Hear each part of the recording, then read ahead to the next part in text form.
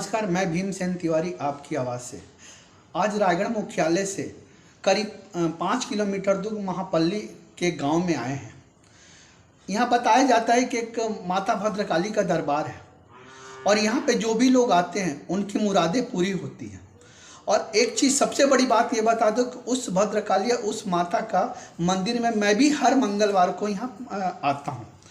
और जो महाराज हैं उनके खेलने कूदने का उम्र है, जो पढ़ने का उम्र है, उस स्थिति में भद्रकाली माँ का सेवा भाव कर रहे हैं। ये है कि माता उन पे भी प्रसन्न रहती है, उनके दरबार में उनके पास आने वाले हर लोगों की मुरादें पूरी होती है। और आइए हम महाराज जो हैं उनके माता पिता से बात करते हैं कि अचानक उनके लड़के का जो पढ़ने और खेलने वगैरह का उम्र था, उस समय अचानक माता के में ध्यान जाना, कैसे ये सब घटना हुई या कैसे अचानक दिल परिवर्तन हुआ। आप बताएंगे कि आपके जो पुत्र जी हैं वो आपके लड़के में बड़े हैं, छोटे हैं, कितने नंबर के हैं? वो सबसे बड़ा है। 2 बेटे हैं, वो बड़ा है, अक्षय कुमार गुप्ता, वो बड़ा है। और उसका भक्ति भाव तो बचपन से ही है। जब से बात करना सीखा है तब से वो पूजा पाठ में उसका मन था। और तो आप लोग ने, आप माँ बाप हैं और शुरू से वो पूजा वगैरह कर रहे हैं, पढ़ाई लिखाई का समय था उस समय भी पूजा कर रहे थे, तो आप लोगों ने कभी रोकने की कोशिश नहीं किया कि नहीं बेटा अभी पढ़ाई करने का समय है? नहीं, वो पढ़ाई भी करता था और पूजा पाठ दोनों ध्यान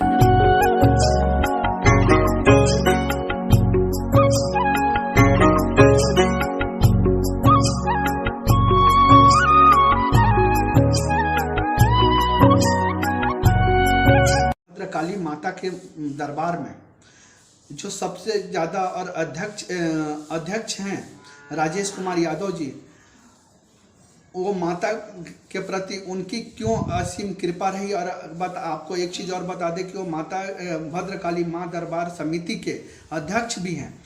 तो अचानक यहाँ पे और भी मंदिरें हैं, और भी महापल्ली में जगह हैं जहाँ मंदिर हैं, सब कुछ है, बट इस मंदिर से उनकी अचानक आस्था कैसे जुड़ी। और माता का आज करीब वर्षों से सेवा कर रहे हैं, समिति के अध्यक्ष भी रहे हैं और हैं। तो उनके विषय में बात करते हैं कि अचानक उनको माता के प्रति उनकी क्या आस्था है।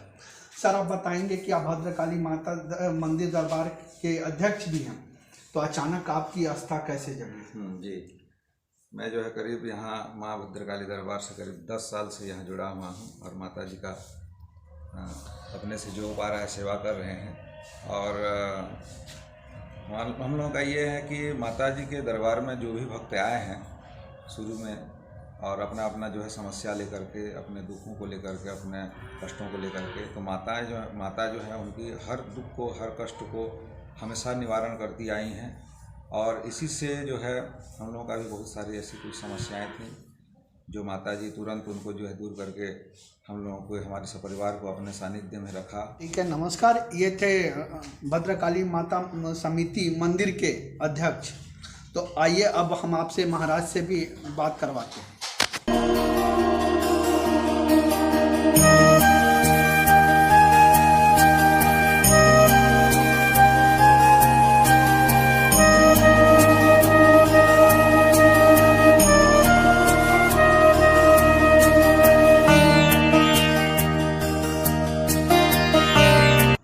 जिस भद्रकाली माता दरबार के विषय में हमने आपसे चर्चा किया था, वो अब आप लोग के इंतज़ार की घड़ी ख़त्म हो गई। हम आप महाराज से आपको मिलाने वाले हैं। और महाराज से मिलाने से पहले एक बात आपको बताना चाहते हैं कि रायगढ़ के पूर्वांचल में बसे महापल्ली, जो कि मुख्यालय से 4 से 5 किलोमीटर की दूरी पे है, रायगढ़ के अलावा अपने पड़ोसी राज्य उड़ीसा के आसपास के ज़िलों से भी लोगों का भद्रकाली माता के इस दरबार से उनकी आस्था जुड़ी हुई है। और इसके अलावा भी उड़ीसा, बिहार और मध्य प्रदेश से कई श्रद्धालु यहाँ पे माता के दरबार, भद्रकाली माता के दरबार में आते हैं।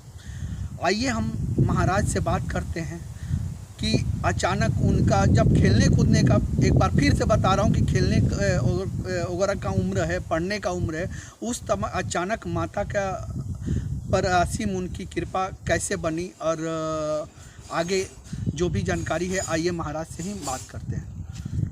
महाराज सबसे पहले अपना नाम बताएंगे।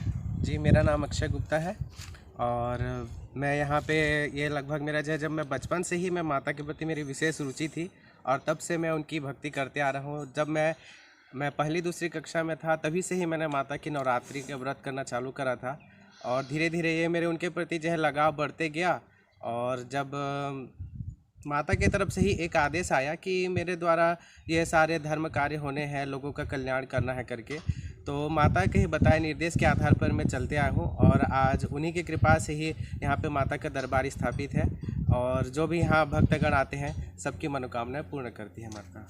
आपके पापा कृषि हैं, ये एक कृषक हैं। ये देखा जाता है कि डॉक्टर का बेटा डॉक्टर बनता है, कृषक का बेटा जल्दी कृषक बनता है, और आप अपने पढ़ाई से छोड़ के अचानक इस मतलब माता के प्रति अस्तित्व तक, क्या इससे पहले आपके घर में कोई ऐसा था जो माता वगैरह का पूजा करता था? जी, हमारे घर में पहले से ही एक धार्मिक माहौल रहा है, जो मेरे दादाजी के समय से ही, मेरे दादाजी के पिताजी के समय से ही हमारे घर में माता की विशेष तरह से पूजा आराधना करते आ रहे थे और पीढ़ी दर पीढ़ी यह गुण हमारे परिवार में सभी के अंदर आता गया और मेरे पिताजी के बाद फिर माता का वो अनुग्रह मुझे भी हुआ और इसीलिए मेरा लगाव विशेष करके माता के ऊपर है। ये स्थिति है कि कम से कम समयों में, मतलब ज़्यादा समय नहीं हुआ, लोग आपको इतने जानने लगे और पहचानने लगे, और जो भी यहाँ पे आता है उनकी पूरी मुरादें, उन लोग का मानना है कि हमारी यहाँ पर पूरी मुरादें पूरी होती है। इसमें आपको क्या कहना है? देखिए, जैसे जैसे भक्तगण आते गए उनकी मनोकामना पूर्ण होते गई तो अपने से जुड़े हुए सारे लोगों को बताते गए और इस तरह से कुछ मैंने बहुत कम ही समय में हुआ है अभी कि सभी तरफ से लोग ज़्यादा करके जाने लगे। और मुख्य कारण ये है कि यहाँ जितने भी निसंतान दंपत्ति हैं, अधिकतर जो आपका 20-22 साल हो गए, 25 साल हो गए, 27 साल हो गए, उतने सब निसंतान दंपत्तियों को भी माता की कृपा से संतान की प्राप्ति हुई है। तो ये एक विशेष कारण रहा है कि जिसकी वजह से अधिकतर लोग जो यहाँ जुड़ रहे हैं। महाराज, आपको ऐसा नहीं लगता कि जैसे आप लोगों को लड़के वगैरह का देखते हैं, खेलने वगैरह का उम्र रहता है, तो अब आपका एक ऐसा माहौल हो गया जो कि आप ज़्यादा बाहर में जा नहीं सकते, खेल नहीं सकते, एक सात्विक जीवन आपका हो गया है, तो इसमें आपको मन नहीं करता कि कभी खेलने उलने का या चाहे और किसी चीज़ का? जी देखिए, मेरा तो लगाव माता के प्रति लगाव है, मतलब मेरा उनके प्रति प्रेम है और मैं अपना जो खेलने कूदने का मेरा इच्छा नहीं करता है। मेरा मन करता है कि मैं अधिक से अधिक समय माता के साथ बिताऊं, उनका मैं साज श्रृंगार करूं। आप जैसे हमारा दरबार अगर देखेंगे, माता का अगर देखेंगे तो डेली उनका साज श्रृंगार करने में मुझे समय बीत जाता है, तो मेरा बाकी किसी चीज़ के लिए मेरा और ध्यान ही नहीं जाता माता के अलावा किसी चीज़ में। अपने घर में मतलब पिताजी वगैरह का भी कृषि वगैरह में हाथ बटाते हैं कि पूरा माता पे ही ध्यान रहता है?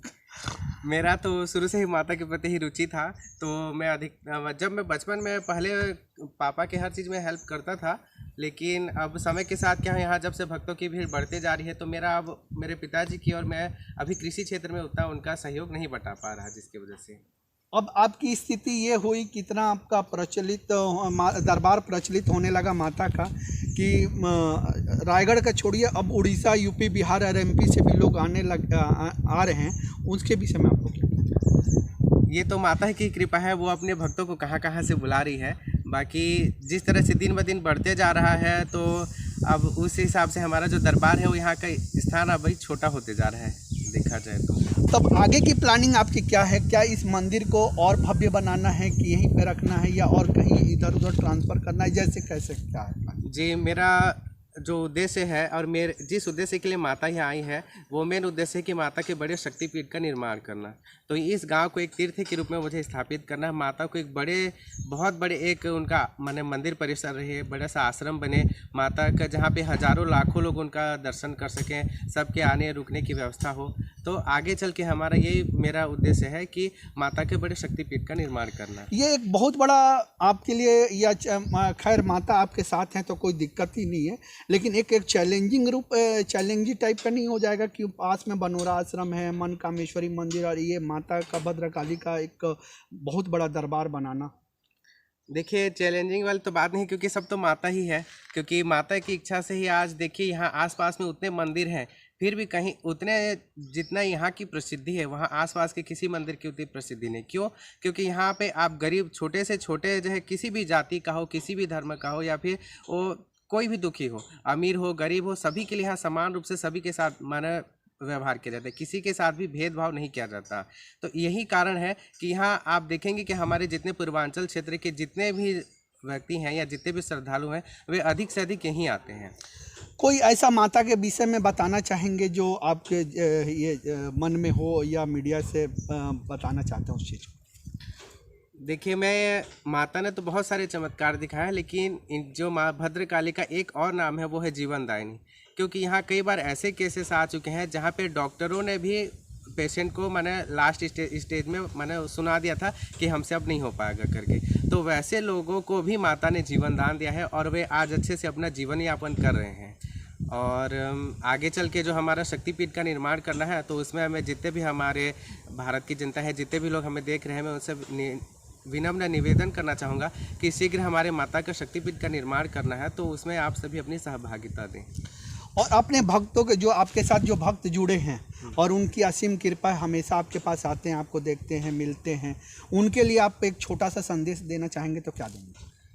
मैं उनके लिए यही कहूँगा कि देखिए, माता के दरबार में जितने भी भक्त आते हैं तो सबकी माता मनोकामना पूर्ण करती है। बस आपके मन में सच्ची श्रद्धा होनी चाहिए और विश्वास होना चाहिए और थोड़ा धैर्य रखना पड़ता है, क्योंकि सबके भाग्य में सब चीज़ एक बराबर नहीं होता। किसी को जल्दी मिलता है, किसी को विलम्ब में। तो इसीलिए सभी अगर जो भी माता के दरबार आ रहे हैं तो पूर्णतः विश्वास और श्रद्धा लेके आइए, आपकी माता मनोकामना जरूर पूर्ण करेगी।